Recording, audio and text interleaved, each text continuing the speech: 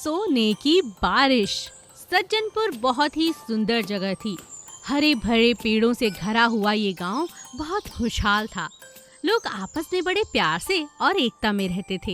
एक बार उस गांव में एक बड़े सेठ आए। वहां की खूबसूरती को देखकर सेठ ने गांव वालों के आगे एक प्रस्ताव रखा। गांव वालों, मुझे ये गांव बहुत पसंद आया है। मैं चाहता हूँ कि ये गांव बहुत तरक्की करे। आप लोग बहुत तरक्की करें, आप लोग खूब धन कमाएं, और इसीलिए मैंने फैसला किया है कि मैं यहाँ पर एक अच्छी सी फैक्ट्री लगाऊंगा, बड़ी फैक्ट्री, और उस फैक्ट्री में सभी गांव वालों को नौकरी भी दूंगा। उम्मीद करता हूँ मेरा ये प्रस्ताव आप सभी को पसंद आएगा। हमें खुशी है कि आपने हमारे इस गांव के बारे में इतना सोचा सेठ जी। हम आपके साथ हैं। आप जहां चाहें हमारे गांव में फैक्ट्री लगा सकते हैं। बस समझ लीजिए, आपने मुझे इस गांव के उद्धार का कार्य सौंपा है। अब देखना, मैं इस गांव में ऐसी फैक्ट्री लगाऊंगा कि सोने की बारिश करेगी। कुछ ही दिनों बाद पास के पेड़ों को काटकर फैक्ट्री बनाई गई। वहाँ पर रोज बहुत सी लकड़ियों की आवश्यकता पड़ती थी, इसीलिए रोज कोई ना कोई पेड़ काटकर फैक्ट्री ले जाया जाता। मैं खुश हूँ, मेरे गांव के प्रत्येक व्यक्ति को इस फैक्ट्री में काम मिल गया है। अब सबका घर अच्छे से चलेगा। उस फैक्ट्री में से बहुत सा धुआं निकलता रहा, जिसकी वजह से लोगों का सांस लेना भी मुश्किल होता चला गया, और एक एक करके सभी पेड़ कट जाने की वजह से बारिश भी नहीं हो रही थी। गर्मी इतनी बढ़ गई है कि घर से बाहर निकलना भी मुश्किल हो गया है। फैक्ट्री के पास खड़े होने पर तो सांस भी नहीं आती भाई। बारिश ना होने की वजह से पानी की इतनी कमी हो गई है कि हमारे इलाके में दूर से पानी लाना पड़ता है। बारिश ना होने से कुआं और तालाब का पानी भी सूख गया था। सब लोग पानी को तरस रहे थे। एक दिन बादल गरजा, सब लोग बहुत खुश हुए। अरे वाह, आज बारिश जरूर होगी। उस दिन गांव में बारिश तो हुई, लेकिन पानी की जगह सिक्के गिरे, बहुत सारे चांदी और सोने के सिक्के। ये क्या हो रहा है? पानी की एक बूंद भी नहीं गिरी। सरपंच जी, मुझे बहुत प्यास लगी है और पानी की एक बूंद भी नहीं है। सोने चांदी का क्या करूं? इसे तो पी नहीं सकता। इतने में सबने देखा सेठ एक बड़े से टेम्पो को लेकर आया है। मुझे माफ करो दोस्तों, मैंने सोचा था मैं इस गांव की तरक्की का भागीदार बनूंगा, लेकिन इतने सारे पेड़ कट जाने की वजह से यहाँ पानी की इतनी कमी हो गई। ये तो मेरी मूर्खता की वजह से हुआ है। मुझे माफ कीजिए। मैं सबके लिए पानी लेकर आया हूँ। लीजिए, सब पानी पीजिए। सब लोगों ने पानी पिया और अपनी प्यास बुझाई। हमने गलती की कि हमने यहाँ से सारे पेड़ काट दिए। अब मैं चाहता हूँ हम सब मिलकर पेड़ लगाएं। फिर सभी लोगों ने मिलकर आसपास के सभी जगहों पर पेड़ लगाए। थोड़े दिनों बाद ही बहुत अच्छी बारिश हुई और सब पहले की तरह खुशहाल हो गए। अच्छा और स्वस्थ वातावरण भी किसी वरदान से कम नहीं होता। बांस का हेलीकॉप्टर। एक गांव में चंदू नाम का एक लड़का अपने माता पिता के साथ रहता था। चंदू के पिता का बांस का कारोबार था। वो गांव से शहर में बांस सप्लाई किया करते थे। चंदू के पिता चाहते थे कि चंदू पढ़ लिख कर एक बहुत बड़ा ऑफिसर बने, ना कि उनकी तरह बांस का कारोबार करे। इसीलिए उन्होंने चंदू को एक अच्छे स्कूल में एडमिशन दिला रखा था। लेकिन चंदू का पढ़ने में बिल्कुल मन नहीं लगता था। वो तो बस बांस के नए नए तरह के खिलौने बनाता रहता था। चंदू के पिता उससे बहुत नाराज रहते थे। चंदू, आज फिर तुम्हारे प्रिंसिपल साहब ने मुझे बुलाकर तुम्हारी शिकायत लगाई। इस बार भी तुम्हारे क्लास में सबसे कम नंबर आए हैं। देखो, मैं कहता हूँ कि बांस की चीजें बनाना छोड़ो और अपना पढ़ाई में ध्यान दो। क्या पापा, अब जब देखो मुझे पढ़ाई के लिए डांटते ही रहते हो। पढ़ लिख कर क्या होगा?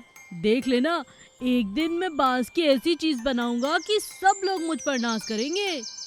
ये सुनकर चंदू की माँ उसे बचाते हुए कहती है, अजी, तुम तो बेकार में ही मेरे बेटे के पीछे पड़े रहते हो, हमेशा डांटते रहते हो। ये ठीक ही तो कह रहा है। आगे चलकर इसे आपका बांस का कारोबार भी तो देखना है। समय के साथ साथ चंदू बड़ा हो जाता है, लेकिन उसका बांस की चीजें बनाने का शौक नहीं जाता। वो बांस की बड़ी बड़ी चीजें बनाने लगता है, जैसे बांस की कार, बांस के फर्नीचर, मेज, कुर्सी आदि। एक दिन काफी बारिश होने के कारण गांव से शहर जाने वाला पुल टूट जाता है, जिस वजह से चंदू के पापा शहर बांस नहीं ले जा पाते और उनका काफी नुकसान हो जाता है। वो काफी परेशान हो जाते हैं। अब हम क्या करेंगे? ये पुल ना जाने कब बनेगा। आप फिक्र क्यों करते हो जी, कोई ना कोई रास्ता जरूर निकल आएगा। मुझे अपनी नहीं, तुम्हारे इस निकम्मे बेटे की फिक्र है। अगर ऐसा ही रहा तो कारोबार बंद करना पड़ेगा, इसका न जाने क्या होगा। ये सुनकर चंदू कहता है, पापा मैंने आपकी समस्या का हल निकाल लिया है, चलिए मैं आपको दिखाता हूँ। चंदू अपने माँ बाप को लेकर पहाड़ी की चोटी पर जाता है। वहाँ उसके माता पिता ये देखकर हैरान हो जाते हैं कि उसने एक बांस का बहुत बड़ा हेलीकॉप्टर बनाया था। चंदू अपने पापा से कहता है, पिताजी आप सारे बांस इस हेलीकॉप्टर में लादकर शहर ले जाकर बेच सकते हैं। चंदू के पिता हैरान होकर कहते हैं, बेटा हेलीकॉप्टर चलाने के लिए इंजन भी तो चाहिए। पिताजी कई साल पहले गांव में नदी के किनारे जो एक हेलीकॉप्टर गिरा था ना, मैंने उसका इंजन उठाकर इसमें लगाया है, देखो ये स्टार्ट भी होता है। और चंदू उस हेलीकॉप्टर में बैठकर उसे स्टार्ट करके दिखाता है। उसने उस हेलीकॉप्टर में काफी सारे बांस पहले से ही लाद रखे थे। शहर ले जाने के लिए चंदू जैसे ही हेलीकॉप्टर को स्टार्ट करके उड़ाता है तो हेलीकॉप्टर पहाड़ी से उड़ता हुआ थोड़ी देर में सीधा नदी के किनारे रेत में जा गिरता है। और गांव के सभी लोग चंदू को उस हेलीकॉप्टर में से निकाल कर बचाते हैं और उस पर हंसने लगते हैं। और इस तरह चंदू का बांस का हेलीकॉप्टर उड़ाने का सपना सपना ही रह जाता है और वो लोगों की हंसी का पात्र बन जाता है। वो कसम खाता है कि वो कभी बांस की कोई चीज नहीं बनाएगा। एक समय की बात है, एक गांव में कन्नू नाम का एक आदमी अपनी बीवी और बच्चे मोनू के साथ रहा करता था। वो बहुत ही गरीब था। वो लोगों के खेतों में मेहनत मजदूरी करके अपने परिवार की गुजर बसर किया करता था। कन्नू का बेटा मोनू भी बहुत मेहनती था। वो भी अपने पिता के साथ छोटे मोटे काम किया करता था। लेकिन कन्नू अक्सर बाकी बच्चों को स्कूल जाता देखकर सोचा करता था, काश मेरे पास भी पैसे होते और मैं अपने बेटे मोनू को बाकी बच्चों की तरह स्कूल में पढ़ा सकता। लेकिन किस्मत को कुछ और ही मंजूर था। एक दिन कन्नू और उसकी बीवी का एक्सीडेंट हो जाता है। वो दोनों अपाहिज हो जाते हैं। अब घर की जिम्मेदारी मोनू के ऊपर आ जाती है। मोनू सब्जियां बेचना शुरू कर देता है और जो भी पैसे मिलते उससे अपने माता पिता का इलाज करवाता है। एक दिन जब मोनू सब्जियां बेचकर जंगल के रास्ते वापस आ रहा था तो उसने देखा कि एक झाड़ी के पीछे 3 मुर्गियां बैठी हुई थी। वे मुर्गियां देखने में बहुत बड़ी और अजीब लग रही थी। लेकिन तभी उसका ध्यान गया कि एक लोमड़ी उन पर हमला करने वाली थी। मोनू ने शोर मचाकर लोमड़ी को भगा दिया और तीनों मुर्गियों को बचा लिया। तभी वहाँ पे अचानक से एक साधु प्रकट होते हैं। वो मोनू की बहादुरी से बहुत खुश होते हैं और उससे कहते हैं, बेटा मैं तुम्हारी बहादुरी से बहुत खुश हुआ। तुमने इन मुर्गियों की जान बचाई है। मैं इन मुर्गियों में जादुई शक्तियाँ डालता हूँ। तुम इन मुर्गियों से 3 चीजें मांग सकते हो। जाओ इन्हें अपने साथ घर ले जाओ। भगवान तुम्हारा भला करे। धन्यवाद साधु जी महाराज। मोनू साधु बाबा का धन्यवाद कर तीनों मुर्गियों को अपने घर ले जाता है और वो सबसे पहली मुर्गी से कहता है, हे जादुई मुर्गी, मेरे मम्मी पापा को ठीक कर दो। मोनू के ऐसा कहते ही पहली मुर्गी उसके माँ बाप के चारों तरफ चक्कर लगाती है और देखते ही देखते उसके माता पिता ठीक हो जाते हैं। मोनू बहुत खुश होता है और वो मुर्गी का धन्यवाद करता है। फिर मोनू दूसरी मुर्गी से कहता है, हे जादुई मुर्गी, हमें बहुत सारी जमीन और घर दे दो। मोनू की बात सुनते ही दूसरी मुर्गी घर से बाहर उड़ने लगती है। देखते ही देखते उनकी झोपड़ी एक बहुत बड़े घर में बदल जाती है और आसपास की जमीन भी उनकी हो जाती है। मोनू दूसरी मुर्गी का भी धन्यवाद करता है और अब वो तीसरी मुर्गी से कहता है, हे जादुई मुर्गी, हमें इतना पैसा दो कि मैं बड़े स्कूल में पढ़ सकूं और लोगों की मदद कर सकूं।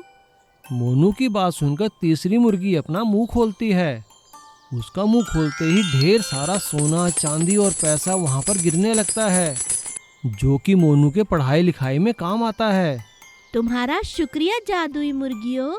मोनू तीनों मुर्गियों का धन्यवाद कर उन्हें जंगल में वापस छोड़कर आता है और अपने परिवार के साथ खुशी खुशी रहने लगता है। 100 दिन जंगल घर में। रामू और श्यामू 2 दोस्त थे। वो दोनों रामनगर में रहते थे।